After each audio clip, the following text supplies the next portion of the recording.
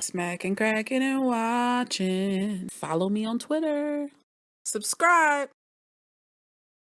Showtime. I'm dying up here. Season 1, episode 10. This episode is the finale, y'all. What a great freaking season. Like, these guys, they really showed up and showed out. I enjoyed watching it. This episode is called Creative Indifferences. Let's get to it. So everyone is getting what they've wanted all season, basically. The time has come for some, and some are still figuring things out. Drugs, sex, the rock and roll lifestyle, the limelight, the issues, the heartache, deaths, people being vulnerable. Goldie got fired the last episode. A lot's going on.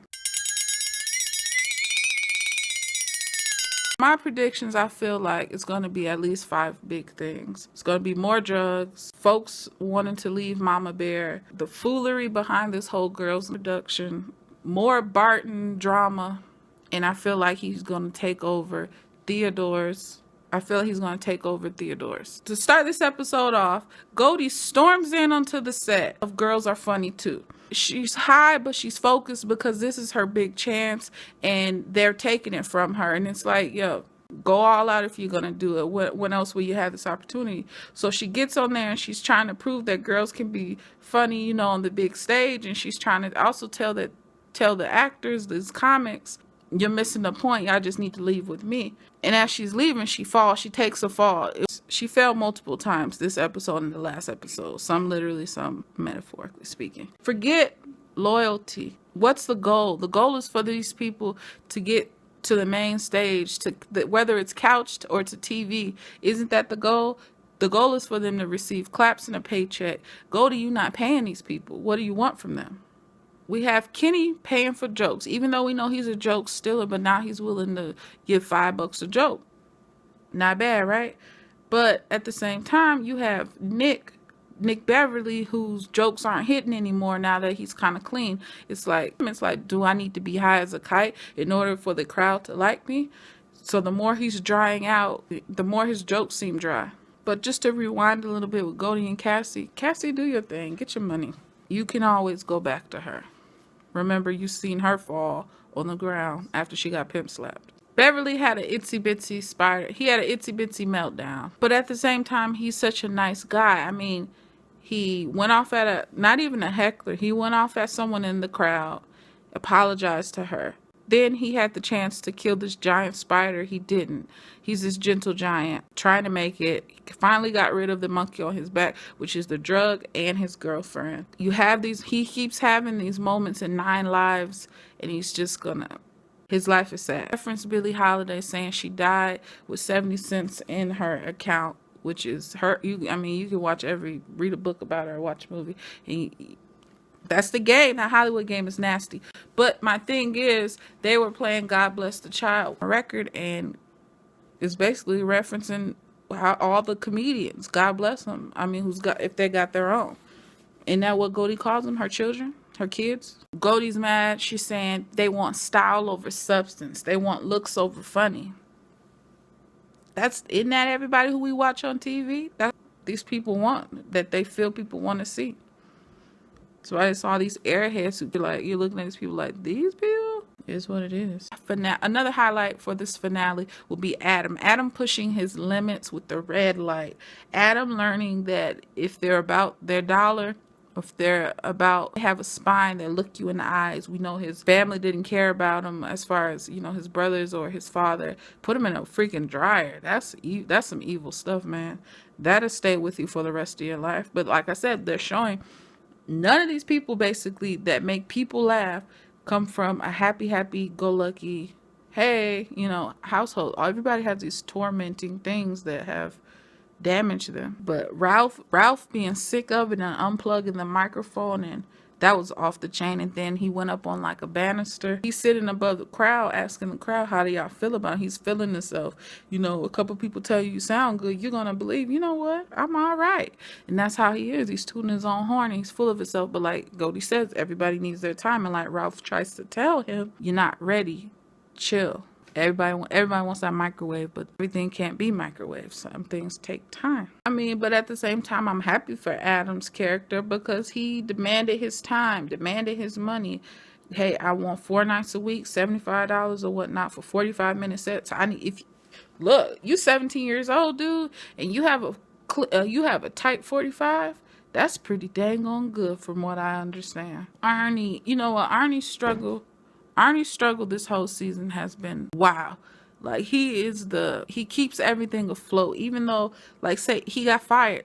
He got fired and he still stayed. He still supported the team. He wasn't in his chest. And then he still protected Goldie when Teddy rolled up in her office. That's the backbone, right? He was the backbone of that club. And even though he's not that dang on funny on stage, he's still smart and he's much needed for Goldie's to work, I feel. Did his job, but at the same time, Goldie was losing everything.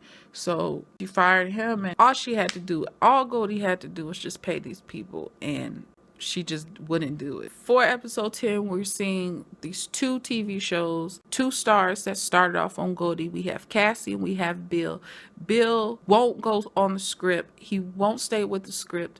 He wants to freestyle everything. He wants to do his own truth. He does not like when people tell him how to say a joke. He's like, oh, this is crap, let me just say what I say. Every time he's given so many opportunities, he just keeps blowing them, and I feel like he's going to screw himself over with Hollywood folks. Cassie, however, Cassie's on the Girls Are Funny 2 set, and now that they wrapped, the person's like, well, what do you got next? And she's like, oh shoot, I'm going to go back to the cellar. You got to go see mama at the end of the day. Bill finally got his opportunity to go on TV. And when he was going on the show, when he was going on Carson, on the Tonight Show, I was like, wow, man, he's the chosen one. He's ready. His stuff is put together, and that was cool to see his come up. Man, when Kenny got beat up again, I just wanted the guy to beat him up and just take the mic. In season 2, I feel like he's going to be either right there with Kenny and they're going to be doing jokes together. But I really just wanted him to take the mic and just let the people know, hey, man, I have jokes. I'm funny.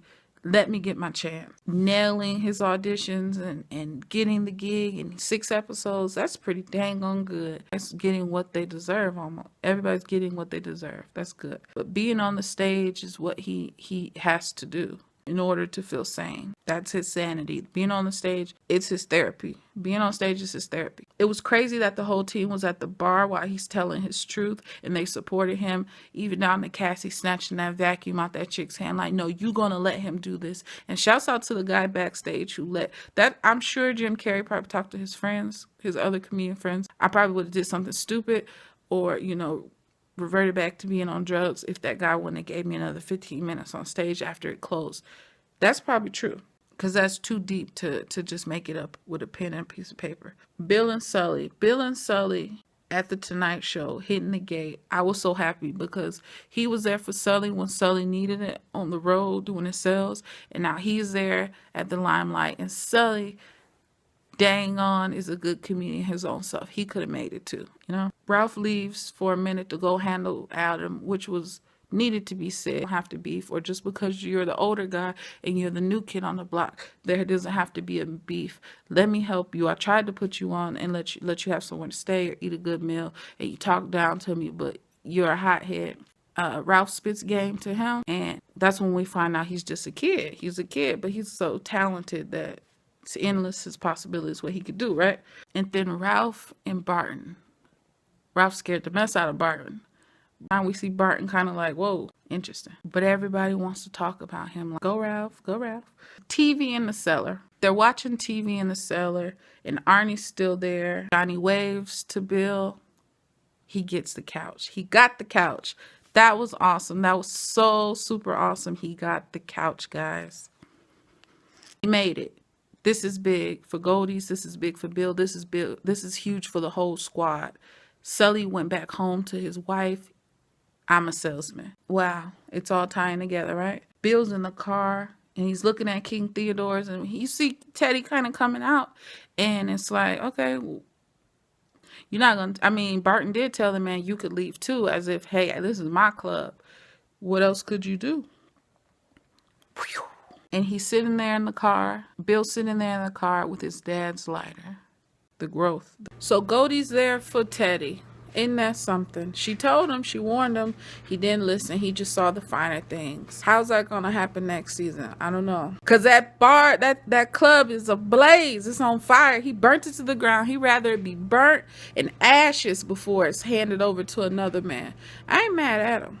I just don't know how that arson investigation is gonna end. Goldie's made it. They survived. They got another young person up on the stage. And the show is about friendship. It's about unity. It's about these jokes, having fun. You come up.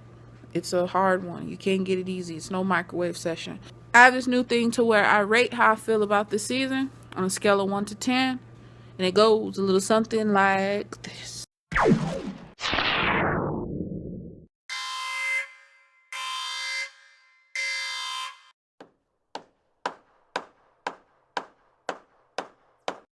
This whole season gets a rating of 9.5. The show's off the chain. It gave us that inside tip. The only thing is I wonder who all these characters were based off of. I don't know if Cassie was like Goldie Hawn-ish. Ralph was kind of based off of Paul Mooney a little bit. I don't know. Y'all drop comments below. Who do you think the characters were somewhat based off of? See you next season. Season 2, I'll be here. Peace out. So hit subscribe. Hit subscribe. I just need 8 more subscribers to be at 300. Until next time, peace.